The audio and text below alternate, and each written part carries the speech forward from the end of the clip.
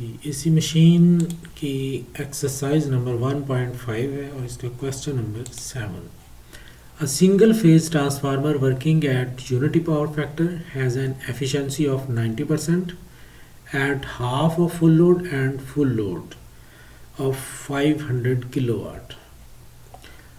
वो कह रहा है कि एक सिंगल फेज ट्रांसफार्मर है जो यूनिटी पावर फैक्टर पर एफिशिएंसी दे रहा है 90% at half of full load and full load.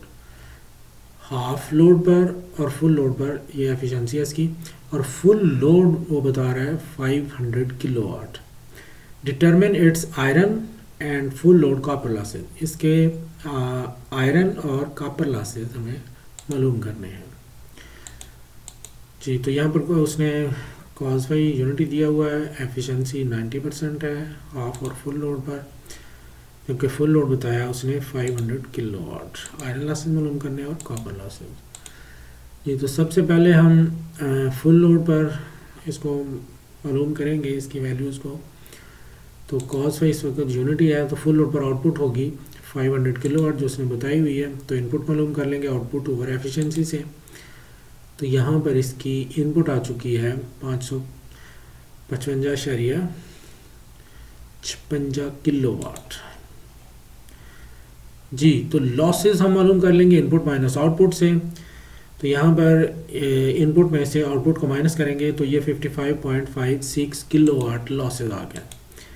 अब हम आयरन लॉसेस को फ़र्ज़ करेंगे कि ये x के बराबर हैं और कॉपर लॉसेस बराबर हैं y के जी. तो x प्लस y जो है ये होंगे 55.56 यानी टोटल लॉसेस. इसको मुसावात नंबर हमने 1 कह दिया.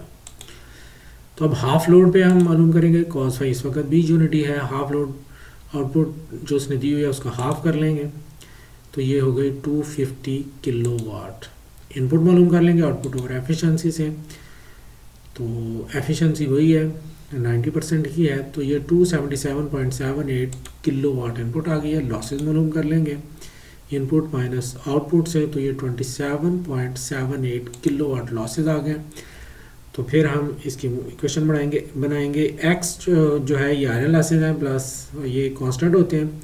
y/4 यहाँ पर y फुल लोड पर कॉपर लॉसेज हैं तो हाफ लोड पे ये 4 गुना कम हो जाते हैं. तो ये बराबर 27.78 के होंगे. तो दो इक्वेशन बन गई हैं.